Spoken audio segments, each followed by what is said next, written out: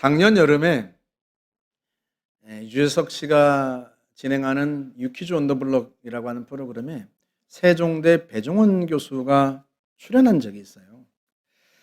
자기가 가르치는 과목을 그 방송에서 맛보기로 보여주었는데 그중에 좋은 인연을 만나는 법이 있었습니다.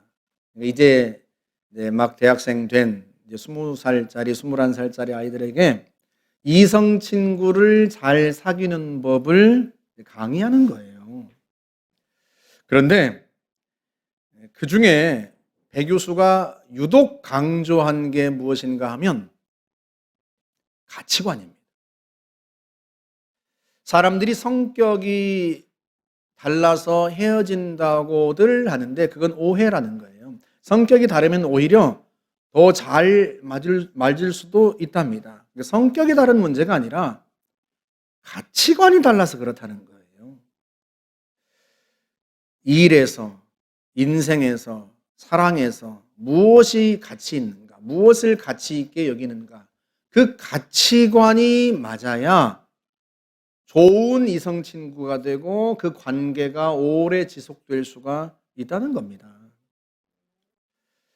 그러고 보면 우리가 흔히 자녀들에게 예수 믿는 사람하고 결혼해라 그렇게 말하잖아요. 그것도 사실은 가치관의 문제예요. 가치관 때문입니다. 부부가 가치관이 다르면요, 살면서 이것처럼 곤혹스러운 일이 없어요.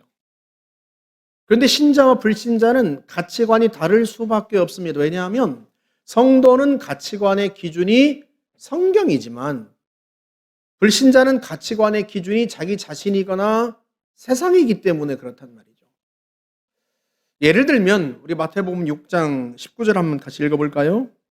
너희를 위하여 보물을 땅에 쌓아두지 말라. 거기는 좀과 동록이 해하며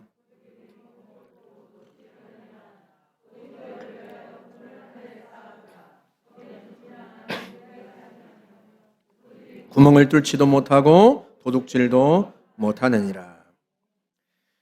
마태복음 6장은 산상수훈의 한 장면인데 예수님께서 유독 마태복음 6장에서 돈에 대한 이야기를 많이 하세요. 그런데 사람들은 재물을 땅에 쌓아두려고 한다는 거예요. 왜냐하면 얼마나 더 많은 재물을 모았는가, 얼마나 더 많은 재물을 쌓아두었는가 하는 게 자기에겐 중요하고 그 많이 모아둔 돈이 자기를 안심시키고 그것이 자기에게 힘이 돼요. 그런데 예수님이 말씀하시기를 재물을 땅에 쌓아두지 말고 하늘에 쌓아두라는 거예요. 하늘에 쌓아둔다는 게 무슨 말이에요? 하늘나라를 위해서 쓰라, 하나님의 뜻을 위해서 쓰라, 그런 뜻입니다. 그러니까 예수님은 재물은 얼마나 많이 모였는가에 그 힘과 가치가 달려있는 게 아니라 그걸 어디에 썼는가, 무엇을 위해 사용했는가 하는 것이 그 재물의 힘과 가치를 결정한다는 의미입니다. 재물만이 아니에요. 우리의 지식과 재능, 능력, 그걸 얼마나 많이 소유했는가가 중요한 게 아니라 그것을 무엇을 위해 사용했는가, 어디에 썼는가 하는 것이 그 능력의 힘과 진정한 가치를 결정하는 거죠.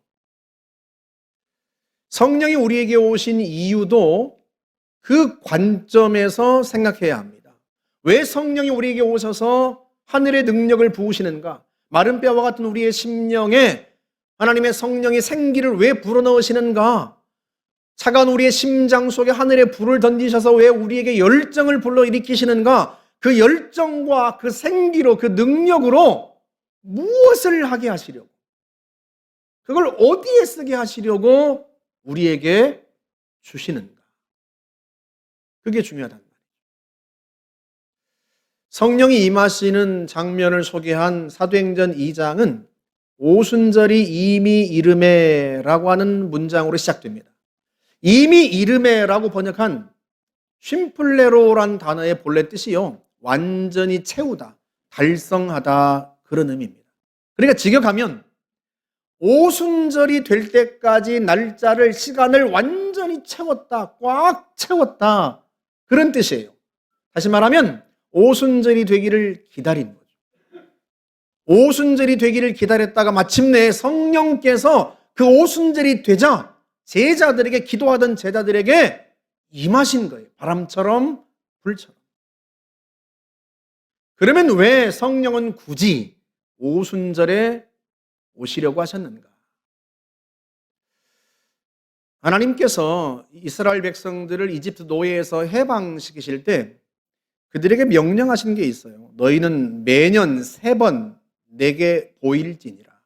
그러니까 너희들이 어디에 살든지 간에 심지어 외국에 살아도 1년에 3번 곧 유월절, 맥추절, 초막절 이날만큼은 반드시 예루살렘 성전에 와서 내 앞에 예배하라. 그런 말씀이에요. 먼저 맥추절 이 6월절부터 먼저 보자면 출애굽 당시에 바로가 이스라엘을 놓아주지 않자 하나님께서 10가지의 재앙을 이집트 땅에 내리십니다. 그때 이스라엘 백성들에게는 그 죽음의 재앙, 이집트 땅에 있는 장자들을 다 치시겠다고 하는 그 마지막 10번째 재앙을 피할 수 있는 길을 알려주셨는데 그게 뭔가 하면 양을 잡아서 그 양의 피를 문설주와 인방에 바르라는 거예요. 그러면 그 피를 보고 죽음의 천사가 넘어가게 하겠다. 양의 피를 보고 죽음의 재앙이 넘어간 날, 그날을 하나님께서 페사흐라 부르셨습니다. 글자 그대로 하면 넘어간 날이란 뜻이에요. 그래서 우리도 번역할 때 넘을 월자를 써서 유월절, 넘어간 날이라고 불렀습니다. 그런데 고린도전서 5장 3절 한번 보세요. 우리의 유월절 양 곧 그리스도께서 희생되셨느니라. 유월절 양은 곧 누구를 가리킨다? 예수 그리스도. 문에 발라진 양의 피를 보고 죽음의 재앙이 넘어갔던 것처럼 십자가에서 흘리신 예수 그리스도의 피를 보고 죄와 죽음의 심판이 우리에게서 넘어간다는 거예요. 다시 말하면 그 유월절은 장차 오실 예수 그리스도를 가리키는 거예요. 실제로 골로새서 2장 16절을 보세요. 그러므로 여러분은 먹고 마시는 것이나 명절이나 초하루와 안식일을 지키는 문제에 있어서 사람들의 말에 얽매이지 말기 바랍니다. 이런 것들은 오실 그리스도를 보여주는 그림자에 불과합니다. 그러니까 하나님이 정하신 명절, 절기는 곧 무엇을 가리킨다? 장차 오실 예수 그리스도를 가리키는 것이다. 하나님이 이스라엘 백성들에게 정해주신 명절은, 그 절기들은 장차 오실 예수 그리스도를 가리키는 이정표인 거예요. 그걸 위해서 미리 이스라엘 백성들에게 그 절기를 지키도록 명하신 것입니다. 이 땅에 메시아가 오셨을 때 그 메시아가 누구인지 분명히 알아볼 수 있도록 너희가 유월절에 문에 양의 피를 발랐던 것처럼 그렇게 양의 피를 통하여서 죽음의 재앙을 면하고 생명을 구원받았던 것처럼 예수 그리스도의 십자가의 피를 통하여 너희 죄사함을 받고 영생을 얻게 될 것이다 하는 것을 분명하게 알 수 있도록 하나님께서 미리 절기를 통해서 보여주신 거예요. 두 번째 맥추절도 마찬가지입니다. 이 유월절이 있는 주간의 안식일, 그 후 첫날을, 곧 안식 후 첫날을 초실절이라고 해요. 그 안식 후 첫날 보리 이삭에 처음 낫을 댑니다. 그리고 처음 벤 그 보리 이삭을 하나님 앞에 바치는데 그 첫 이삭, 초실을 하나님께 바치는 날이라고 해서 초실절이라고 해요. 그런데 예수님께서 그 안식 후 첫날 초실절에 죽음에서 부활하셨습니다. 부활의 첫 열매가 되셨어요. 고린도전서 15장 20절 보세요. 그러나 이제 그리스도께서 죽은 자 가운데서 다시 살아나사 잠자는 자들의 첫 열매가 되셨도다. 주님이 부활의 첫 열매가 되셨어요. 이어서 그 예수를 믿은 우리 모두 역시도 죽음 가운데서 부활하고 영원한 생명을 누리게 될 것을 미리 초실절을 통해서 우리에게 보여주신 겁니다. 초실절은 부활하신 예수 그리스도를 가리키는 절기인 거죠. 그 초실절로부터 7주를 세어서, 그러니까 49일이 지나서 50일째 되는 날이 맥추절이에요. 7주가 7번 지났다고 그래서 77절이라고 그렇게 부르기도 하고 49일이 지나서 50일째 되는 날이라고 해서 글자 그대로 50일째라는 말을 써서 오순절, 다섯 오 십순자를 써서 오순절이라고 그렇게 불렀습니다. 그러니까 이 오순절은요, 첫 보리를 베는 날로부터 시작해서 밀을 수확하는 마지막 순간까지 그 7주간을 가리키는 거예요. 신명기 16장 9절 한번 보세요. 7주를 셀지니 곡식의 낫을 되는 첫날부터 7주를 세어 네 하나님 여호와 앞에 77절을 지키되 네 하나님 여호와께서 네게 복을 주신 대로 네 힘을 헤아려 자원하는 예물을 드리고 하나님이 복 주신 대로 네가 추수한 것 중에서 하나님 앞에 감사의 예물을 드려라. 보리삭을 벤 날로부터 시작해서 보리만이 아니라 밀을 다 추수하고 난 다음에 추수를 다 끝낸 다음에 하나님 앞에 감사하는 예배를 드려라. 다시 말하면 오순절은요, 추수감사절기입니다. 그런데 이 모든 절기가 무엇을 가리킨다? 예수 그리스도를 가리킵니다. 예수님께서 유월절 어린 양으로 오셨고 초실절에 부활의 첫 열매가 되신 그 주님이 오순절에 그 주님의 영이 하나님 앞에 기도하고 있던 제자들에게 임한 거예요. 왜 오순절 그 추수감사절에 성령이 제자들에게 임하셨어요? 그것이 무엇과 관련이 있다? 추수와 관련이 있다. 어떤 추수? 영혼의 추수. 과연 예수님께서 부활하신 후에 승천하시기 전에 제자들에게 명령하셨죠. 사도행전 1장 8절 볼까요? 오직 성령이 임하시면 너희가 권능을 받고 예루살렘과 온 유대와 사마리아와 땅끝까지 이르러 내 증인이 되리라. 성령이 이 땅에 오신 것은 제자들로 하여금 땅끝까지 이르러서 예수의 증인 되게 하시려는 것입니다. 십자가와 부활의 증인이 되어서 모든 민족을 제자 삼기 위해서 영혼을 추수하기 위해서 성령을 이 땅에 보내시는 거예요. 그 성령이 이 땅에 왜 오셨는지를 명확하게 보여주기 위해서 추수감사절인 오순절에 기도하고 있던 제자들에게 바람처럼 불처럼 임하신 것입니다. 할렐루야. 성도들은 늘 성령의 충만함을 구하죠. 죄의 유혹이 많은 세상에서 흔들리지 않고 믿음을 굳건하게 지키기 위해서 성령의 충만함을 구합니다. 시련과 역경이 닥쳐도 하늘의 평강을 잃지 않고 기쁨을 잃지 않기 위해서, 낙심하지 않기 위해서 성령의 충만함을 구하고, 또 매 순간마다 맞닥뜨리는 인생의 갈림길에서 어느 길로 가는 것이 하나님의 뜻에 맞는 것인지 알기 위하여 성령의 인도하심을 구합니다. 그것 때문에 성령의 충만함을 구하고, 어떤 분들은 성령의 능력을 받아서 봉사하고 교회를 세우려고 성령 충만을 구합니다. 예, 맞습니다. 성령이 우리 안에 충만하시면 어떤 죄와 사단의 유혹에도 흔들리지 않는 믿음을 갖게 되죠. 우리 인생의 시련과 역경이 닥쳐도 낙심하지 않고 평강을 잃지 않고 믿음으로 나아갈 수 있고요. 하나님의 능력을 받아서 봉사하고 섬길 수 있습니다. 인생의 갈림길에서 하나님의 인도하심을 더 명확하게 알 수 있고요. 그러나 그 모든 것보다도 우선하여 하나님의 성령이 우리 가운데 오신 이유는, 우리가 성령으로 충만해야 하는 이유는 영혼을 추수하기 위해서입니다. 사람을 구원하기 위해서예요. 사람의 영혼을 구원하고 그 속에 하나님의 나라를 세우기 위해서 하나님의 성령을 이 땅에 보내셨고, 성도들은 그걸 위해서 성령의 충만함을 구하라는 거예요.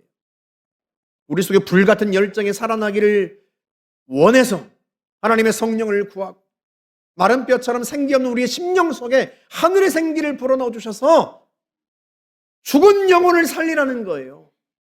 그 영혼의 추수를 위하여 하나님께서 우리에게 성령을 보내신 것입니다. 그것이 우리가 성령으로 충만해야 할 이유입니다. 실제로 본문에서 제자들이 성령 충만한 이후에 제일 먼저 나타난 현상이 무엇인가? 그게 방언이었는데, 우리 2장 4절 한번 볼까요? 그들이 다 성령의 충만함을 받고 성령이 말하게 하심을 따라 다른 언어들로 말하기를 시작하니라. 소위 방언을 말하기 시작했어요. 여러분, 이때의 이 방언은 사람들이 알아듣기 어려운 말이 아니라 각 민족의 언어였습니다. 우리 8절 말씀 볼까요? 우리 각 사람이 난 곳 방언으로 듣게 된 것이 어찌 됨이냐. 세계 각국에 흩어져 있던 유대인들이 하나님의 명령을 따라서 절기를 지키려고 예루살렘에 왔는데, 그들이 살고 있던 각 민족, 각 나라 언어로 이 120여 명의 제자들이 말하기 시작한 거예요. 여러분, 이 제자들이 배운 적이 없는 언어입니다. 그러면 왜 성령께서 제자들이 배운 적이 없는 언어로 말하게 하실까? 왜 배운 적이 없는 각 민족의 언어를 말할 수 있는 능력을 그들에게 주었을까? 어떤 사람에게는 페르시아어를, 어떤 사람에게는 아람어를, 어떤 사람에게는 로마어, 라틴어를, 어떤 사람에게는 아라비아와 아프리카어를 말할 수 있는 능력을 하나님이 왜 주셨을까? 그때 전에 섬기던 교회에서 한 청년이 기도하다가 방언의 은사를 받았는데 영어 방언을 받았어요.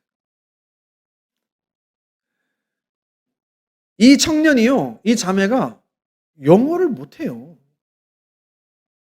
제가 교육부서를 섬겼을 때 저희 부서에서 교사도 함께 했고요. 10여 년 동안 이 청년과 함께 사역을 했는데요. 영어를 전혀 못합니다.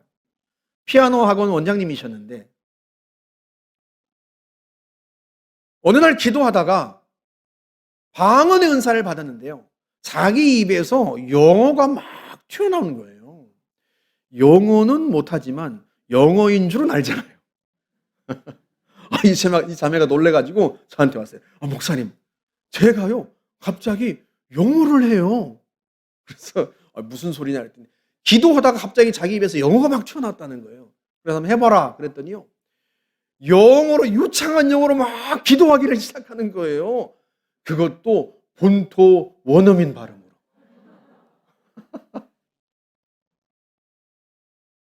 이야, 세상에, 나는 영국으로 유학을 가야 되는데 그런 은사는 나한테나 좀 주시지. 아니, 이 자매에게 왜 이 유창한 영어 방언을 주셔가지고 느닷없이 이 자매에게 왜 느닷없이 영어 방언을 주신 거예요? 왜 주신 거예요? 여러분, 본래 성령이 주시는 은사 중에 방언의 은사는요, 두 가지 목적이 있어요. 첫 번째는 하나님께 말하게 하기 위해서, 두 번째는 성령을 통하여 자신의 은밀한 비밀을 하나님께 아뢰기 위해서입니다. 우리 고린도전서 14장 2절 한번 볼까요? 방언으로 말하는 사람은 사람에게 말하는 것이 아니라 하나님께 말하는 것입니다. 아무도 그것을 알아듣지 못합니다. 그는 성령으로 비밀을 말하는 것입니다. 그래서 사도행전 2장을 제외하면 초대교회에 임했던 성령의 은사로서의 방언은 사람들이 알아들을 수 없는 언어였어요. 이 땅의 각 민족들이 말하지 않는 처음 듣는 언어들이란 말이죠.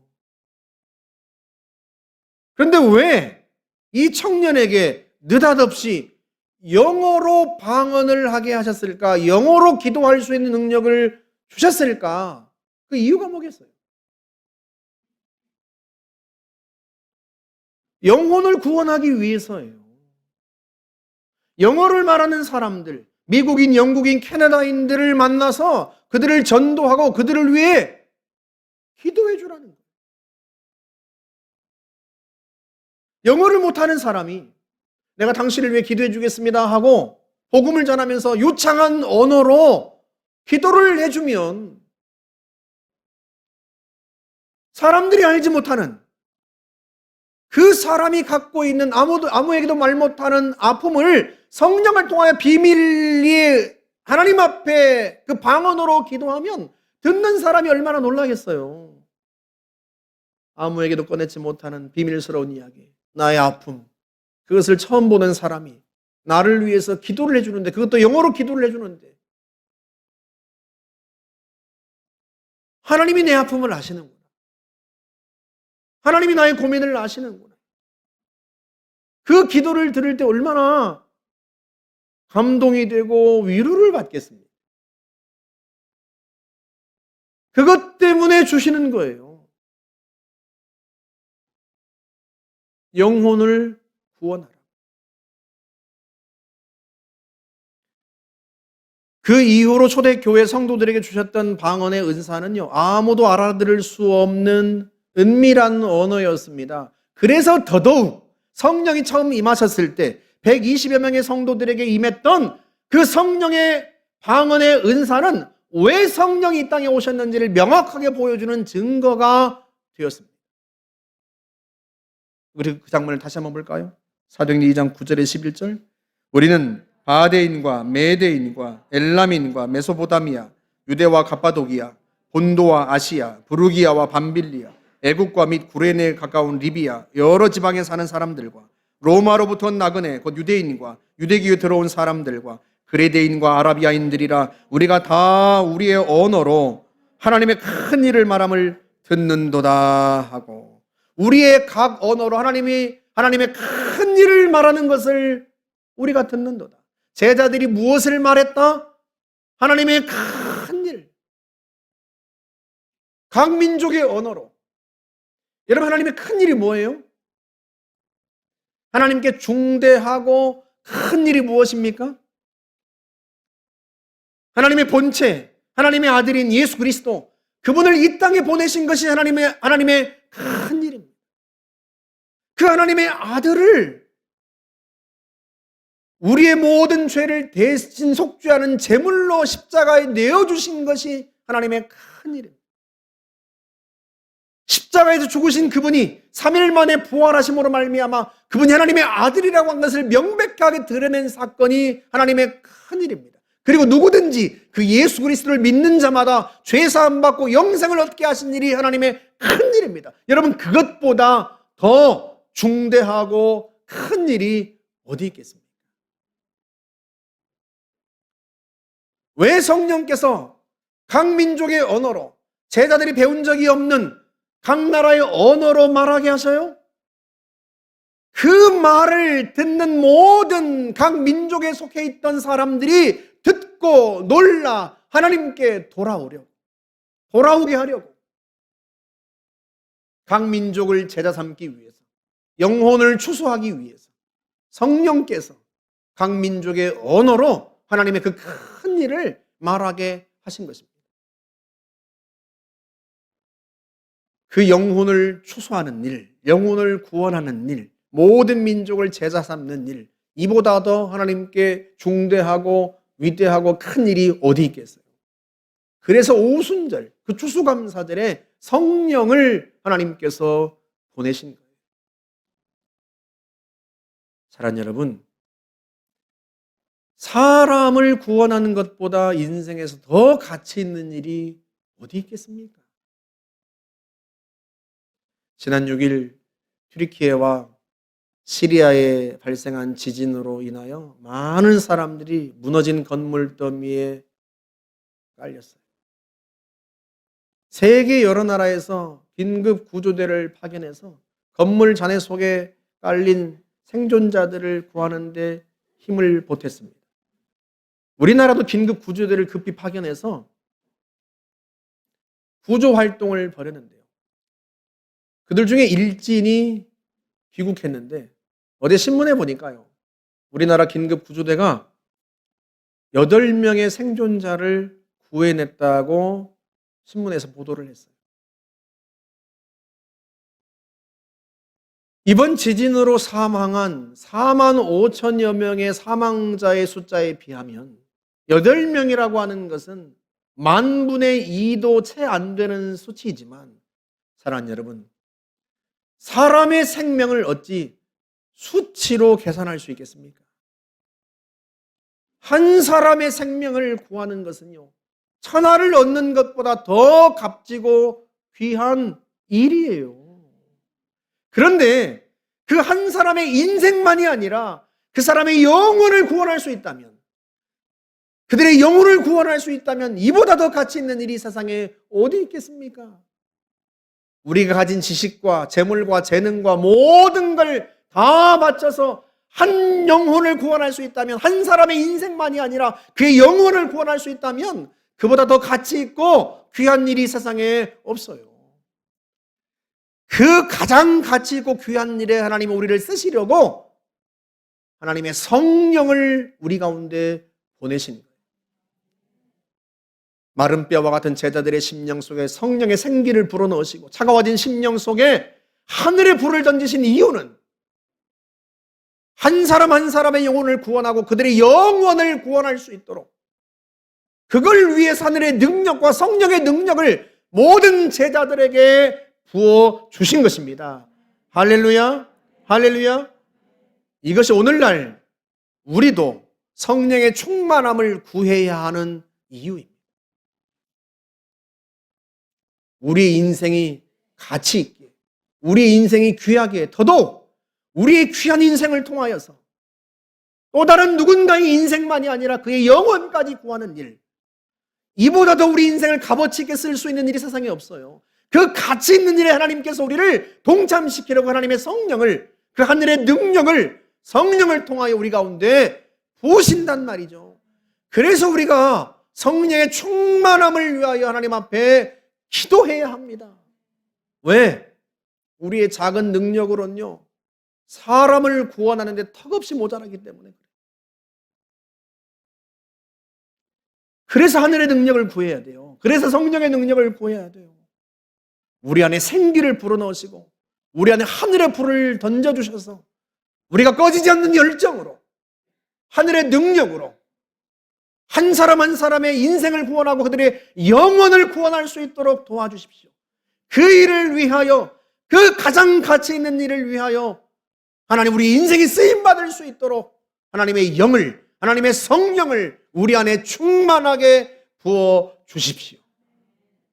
이를 위하여 기도하는 자마다 하나님께서 우리에게 성령을 부어주십니다. 성령을 부어주십니다. 여러분, 때가 되었습니다. 여러분의 인생 속에서 하나님이 가장 가치 있는 일을 하시기 위하여 기다리신 그 때가 되었어요. 지금 하나님 앞에 마가의 다락방에 모여 기도했던 제자들처럼 기도해야 합니다. 하늘의 성령을 부어달라고, 하늘의 능력을 부어달라고, 꺼지지 않는 열정 불을 우리에게 부어주셔서 죽는 순간까지 수많은 사람들의 생명과 영혼을 구원할 수 있도록 도와달라고 하나님 앞에 기도할 때가 되었습니다. 할렐루야. 우리가 언제까지 우리 인생을 허비하겠습니까?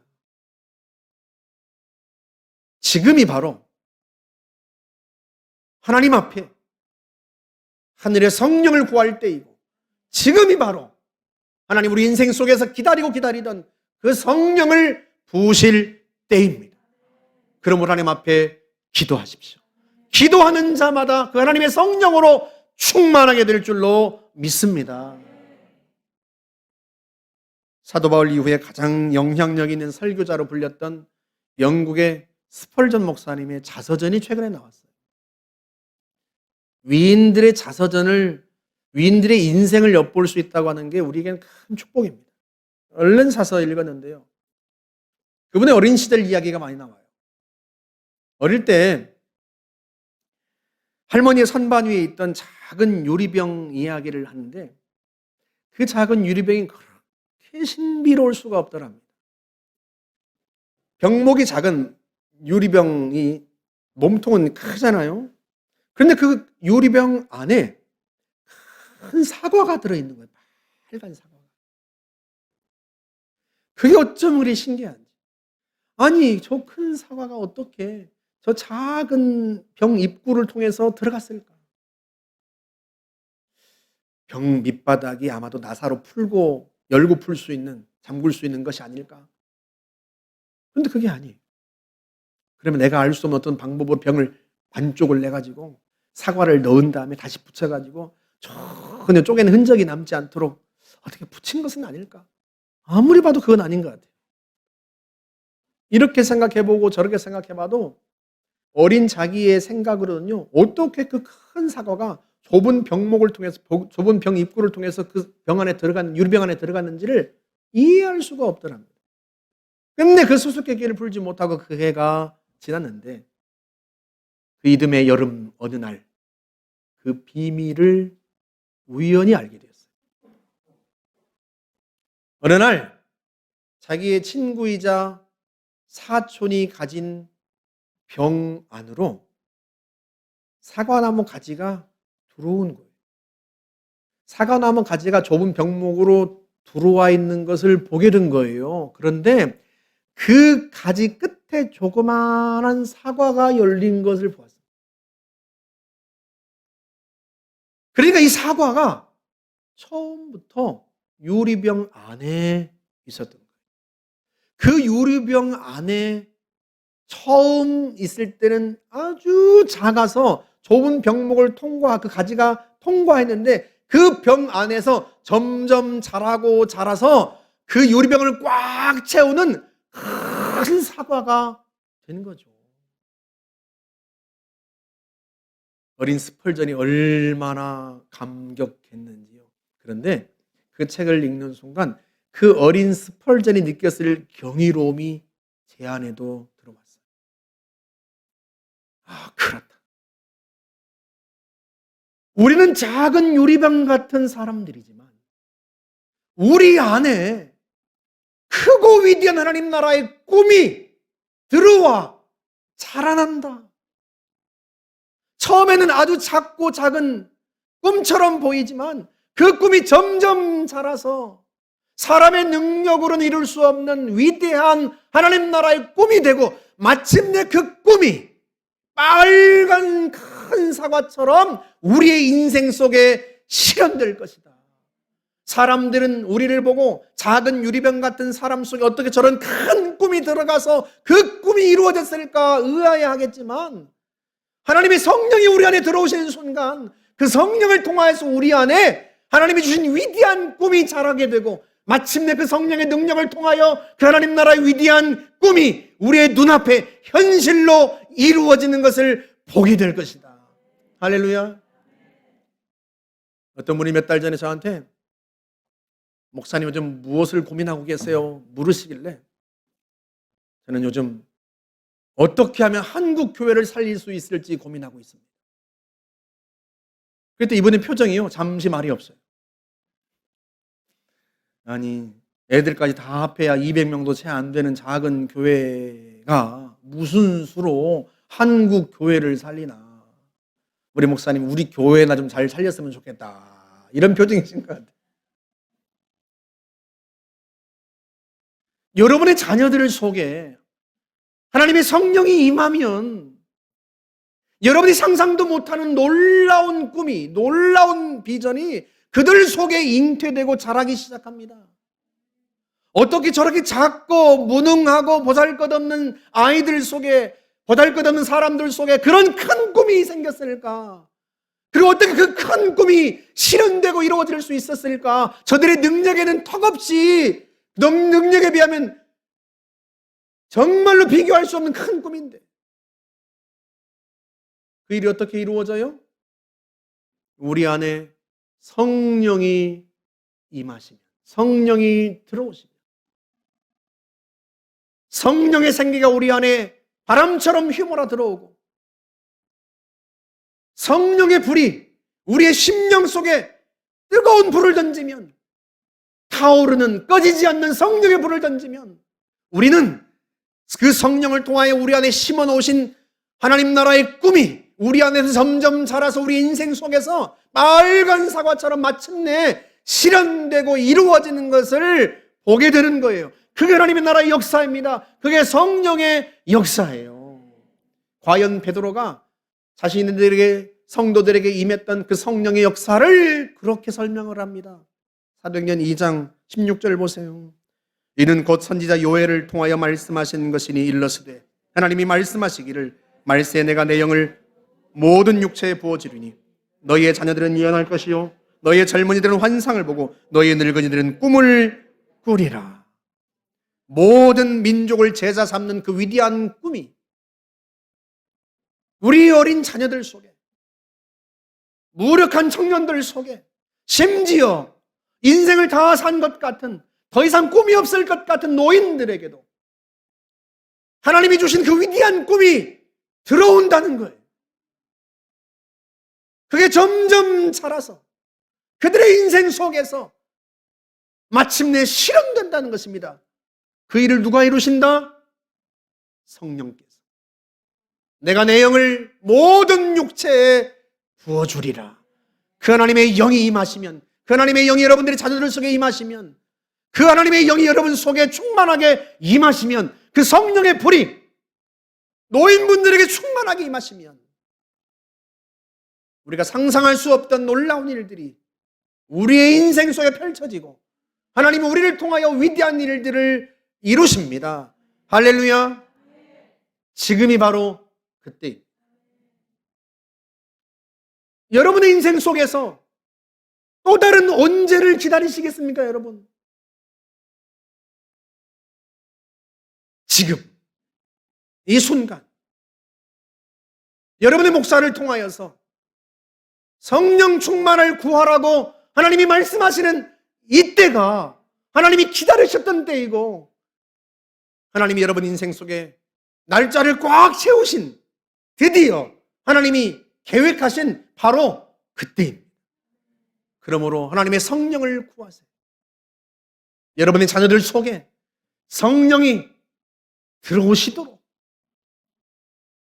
여러분 속에 하나님의 성령이 불릴 일어날 수 있도록 그 성령으로 충만하게 해달라고 하나님 앞에 간구하시고 기도하세요. 마가의 다락방에 모여서 기도의 자리를 떠나지 않고 전심으로 성령을 구했던 120여 명의 성도들에게 하나님의 성령이 바람처럼 불처럼 명하였던 것처럼 여러분이 하나님께서 원하시는 대로 기도의 자리를 떠나지 않고 하나님 앞에 간구하면 하나님 반드시 여러분 속에 하나님의 성령을 부어주십니다. 여러분 속에 하나님의 나라를, 그 위대한 꿈을 주시고 여러분의 인생 속에서 그 꿈이 이루어지는 것을, 하나님이 성령의 그 꿈을 이루시는 것을 보게 하십니다. 지금이 바로 그때. 그러므로 기도하십시오. 제자들처럼 하나님의 성령을 충만하게 부어달라고, 성령의 생기가 바람처럼 우리 안에 휘몰아쳐 들어올 수 있게 해달라고, 꺼지지 않는 그 불꽃 같은 성령의 불이 우리 안에 활활 타오를 수 있게 해달라고 지금 오늘부터 하나님 앞에 전심으로 깨어서 매일같이 기도하시기를 주님의 이름으로 축복합니다. 이 시간 같이 한번 기도하겠습니다. 지금 이 순간 내게 성령을 부어주십시오. 내 안에 성령이 들어오시면, 하나님의 영이 들어오시면 하나님이 행하실 위대한 일들을 꿈꾸게 되고 마침내 그것이 작은 유리병 안에서 큰 사과로 자라나는 것처럼 우리의 인생 속에 실현되는 것을 보게 될 것입니다. 하나님 아버지, 한 사람의 인생을 구원하고 그의 영혼을 구원하는 이 놀라운 일들을 하나님 우리 인생 속에 일으켜 주십시오. 우리에게 그 일을 위하여 성령의 능력을 부어주십시오. 성령의 생기를 부어주십시오. 우리를 주의 성령으로 이 시간 충만하게 하여 주십시오. 이 시간 하나님 앞에 전심으로 함께 같이 기도하겠습니다. 자비로우신 하나님 아버지, 우리 가운데 하나님의 성령을 충만하게 부어주시기를 간절히 구합니다. 하나님 아버지, 너희가 악할지라도 자녀에게는 좋은 것을 줄 알거든 하물며 하늘에 계신 너희 아버지께서 구하는 자에게 성령을 주시지 않겠느냐 7일 말씀하여 주신 대로 하나님 아버지, 주의 백성들의 앞에 하나님의 성령을 구합니다. 성령으로 충만하게 되기를 구합니다. 메마른 마른 뼈와 같은 심령 속에 성령의 생기가 휘몰아쳐 들어오기를 구합니다. 차가워진 심장 속에 하나님의 성령의 불이 타오를 수 있도록 하나님의 그 성령의 충만함을 구합니다. 아버지 하나님, 우리 속에 타오르는 꺼지지 않는 하늘의 불을 던져 주시옵소서. 그리함으로 말미암아 하늘의 능력으로 아버지 우리의 인생을 통하여 수많은 사람의 인생을 구원하고 수많은 사람의 영혼을 구원하는 이 놀랍고 위대한 일들에 쓰임받게 하여 주시기를 바라고 원합니다. 전능하신 하나님 아버지, 우리는 부족합니다. 작은 유리병처럼 부족하게 나간 사람들이지만 우리 안에 성령이 들어오셔서 우리 안에 크고 위대한 하나님 나라의 꿈을 주시고 모든 민족을 제자 삼는 위대한 하나님의 비전을 주시어 그 비전이 그 꿈이 성령의 능력으로 영광하게 하시고 마침내 이루어지게 하실 걸 확신나오니 아버지 하나님 지금 이 순간 하나님의 성령을 사랑하는 성도들에게 부어 주시옵소서. 아버지 하나님 지금이 바로 그때입니다. 어느 때를 우리가 기다리겠습니까? 하나님 아버지 우리 인생이 더 이상 허비할 수 없기에 아버지 하나님 지금이 바로 그때인 줄 알아 하나님 앞에 간절히 구합니다. 아버지의 성령을 충만하게 부어 주옵소서. 너희는 성령으로 충만함을 받아라. 술 취하지 말라. 이는 방탕한 것이니 오직 성령의 충만함을 받으라 말씀하 주었사오니 아버지의 성령을 구하며 기도합니다. 기도하는 사랑하는 성도들 속에 아버지의 성령을 충만하게 부어주시옵소서. 그 성령의 생기가 바람처럼 성도들의 심령 속에 휘몰아쳐 들어오게 하여 주옵소서. 하나님 아버지 많은 심령 속에 그 성령의 불이 임하게 하여 주옵소서. 여호와의 불이 순간 임할지어다. 여호와의 불이 순간 임할지어다. 전능하신 하나님 아버지 주의 성령의 능력으로 우리 모두를 충만하게 하여 주시옵소서. 역사하여 주시옵소서. 주님 역사하실 줄 확신합니다. 우리 한 번 더 기도하겠습니다. 하나님의 성령을 충만하게 받는 일, 그보다도 우리 인생에 긴박하고 중요한 일이 어디 있겠습니까? 여러분 때를 놓치지 마십시오. 항상 우리 인생에 기회가 오는 것은 아닙니다. 하나님 우리에게 명하시는 때, 그때가 하나님이 계획하신 시간이 꽉 찬 드디어 하나님이 역사하시는 때인 줄 알고 지금이 바로 그때인 줄 알아. 여러분 더 이상 내 인생을 허비하지 않겠습니다. 성령의 능력을 나에게 부어주셔서 성령에 이끌려 살아가게 하여 주옵소서. 내 인생을 사람을 구원하고 살리는 가장 가치 있는 일에 쓰게 하여 주시고 하나님 앞에 영광 돌리게 하여 주십시오. 우리의 자녀들 속에 성령을 부으셔서 우리가 상상하지 못한 놀랍고 위대한 일들이 우리의 자녀들의 인생 속에 일어나게 하여 주십시오. 우리 어머니들 아버지들 속에 노인분들 속에 하나님의 성령을 부으셔서 그들의 인생 속에서 마지막 하나님의 위대한 일들을 보고 하나님의 나라에 갈 수 있게 하여 주십시오. 지금 우리가 기도하겠습니다. 시간을 정해놓고 매일 하나님 앞에 엎드려 기도하겠습니다. 역사해 주십시오. 다시 한번 하나님 앞에 결단하며 기도하겠습니다. 전능하신 하나님 아버지, 우리가 기도하기로 결단합니다. 마가의 다락방에 함께 모여 기도했던 성도들은, 기도했던 120여 명의 제자들은 하나님의 성령이 자기들에게 임할 때까지 그 기도의 자리를 떠나지 않고 하나님 앞에 엎드려 기도합니다. 전능하신 하나님 아버지, 우리도 하나님 앞에 엎드려 기도하기로 결단합니다. 매일같이 하나님 앞에 쉼없이 아버지 앞에 엎드려 하나님의 성령을 구하며 기도하겠습니다. 하나님 아버지, 더 이상 우리 인생을 허비하지 않겠습니다. 우리의 자녀들의 인생을 더 이상 허비하지 않도록 하겠습니다. 하나님 아버지, 우리 부모님의 인생이 더 이상 허비되지 않도록 하겠습니다. 우리가 이를 위하여 기도하겠습니다. 하나님의 성령을 부어달라고 우리의 자녀들에게, 우리 각 사람에게, 하나님 우리 부모 세대에게 하나님의 성령을 부어달라고 그 성령이 임할 때까지 하나님 앞에 엎드릴게요. 기도하기를 구하겠습니다. 기도하겠습니다. 전능하신 하나님 아버지, 사랑하는 주의 백성들에게 하나님의 성령을 부어주십시오.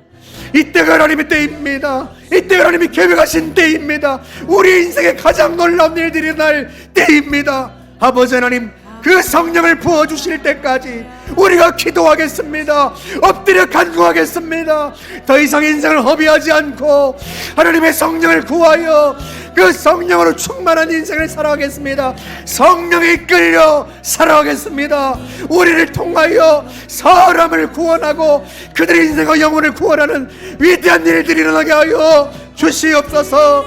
역사하여 주옵소서. 임하게 하실 줄 확신합니다. 임하게 하실 줄 확신합니다. 부어주시니 감사합니다. 하나님 역사하시니 감사합니다. 각 사람 머리 위에 여호와의 영을 불처럼 바람처럼 임하게 하여 주시옵소서. 역사하여 주시옵소서. 오 주님 감사합니다. 주님 감사합니다. 전능하신 하나님 아버지, 여기 모여있는, 여기 앉은 한 사람 한 사람의 인생이 얼마나 소중하고 귀합니까? 우리 주님께서, 창조주신 주님께서 십자가 위에서 친히 목숨을 내어주시고 우리를 구원하셨습니다. 주님의 심장과 맞바꾼 우리의 인생이기에, 그렇게 구원한 우리 한 사람 한 사람이기에 우리의 인생을 통하여 하나님이 가장 가치 있고 귀한 일에 쓰시기를 원하시는 줄로 믿사오니, 좋으신 내 아버지, 우리에게 그 주님의 영을, 하늘의 영을 부어 주시옵소서. 주님이 하시는 바와 같이 우리는 부족하고 연약합니다. 작은 유리병 같은 사람들입니다. 깨지기 쉽고 보잘것없는 사람들입니다. 하나님, 우리는 우리가 원하는 것도 다 담지 못할 만큼 부족한 사람들이오나 우리 속에 하나님의 성령을 부어 주시어서 하나님 아버지, 세상을 구하는 위대한 꿈을 꾸게 하여 주옵소서. 하늘의 능력으로 하나님 우리 가운데 성령의 불을 던져주시고 하늘의 생기를 부어주시어서 하늘의 능력이 우리 안에 휘몰아쳐 들어오게 하시고 타오르는 꺼지지 않는 하늘의 불이 우리 안에 타오르게 하여 주시어서 우리 인생 전체를 통하여 하나님이 하신 놀랍고 위대한 일들이 이루어지는 것을 보게 하여 주옵소서. 하나님, 우리의 자녀들의 인생이 소중하기에, 하나님 우리 부모의 인생들이 소중하기에 더 이상 허비할 수 없고 그들의 인생 속에 하나님이 이루시는 위대한 일들을 보기를 사모합니다. 그러하오니 우리의 자녀들에게, 우리의 부모님들에게 여호와의 영을 부어 주시옵소서. 우리가 상상하지 못한 놀랍고 위대한 일들이 우리의 자녀들의 인생 속에 이루어지게 하여 주옵소서. 우리의 부모 세대가 하나님 아버지, 자신들의 인생 속에서 하나님이 얼마나 놀랍고 위대한 일들을 이루시는지를 보고 주의 나라에 갈 수 있도록 하나님의 성령을 부어 기도하게 하여 주시옵소서. 오늘 이 시간 사랑하는 성도들이 결단하며 기도합니다.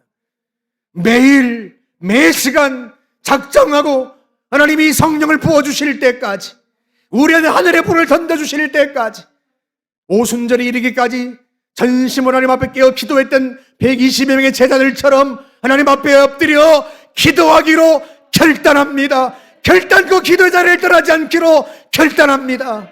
하나님, 주의 백성들에게 하늘의 영을 부어 주시옵소서. 하늘의 영을 부어 주시옵소서. 하늘의 영이 임할 줄 확신합니다. 지금이 그때인 줄 확신합니다. 좋으신 내 아버지, 사랑하는 성도들을 통하여 위대한 놀라운 일들을 이루시옵소서.